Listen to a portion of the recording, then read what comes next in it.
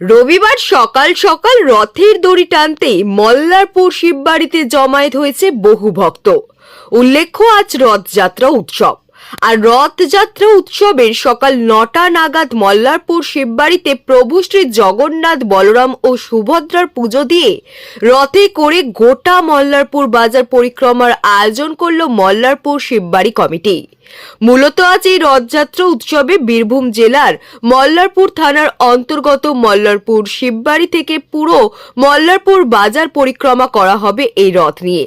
আর আজকের এই রথযাত্রা উৎসবে বিভিন্ন রকম হরিনাম সম্প্রদায়ের দল ও বিভিন্ন বাদ্যযন্ত্র নিয়ে রথের সাথে নগর পরিক্রমায় মেতে উঠেছে ওই এলাকার ভক্তরা। আজকের এই অনুষ্ঠানে জমায়েত হয়েছে বিভিন্ন এলাকার বহু ভক্ত।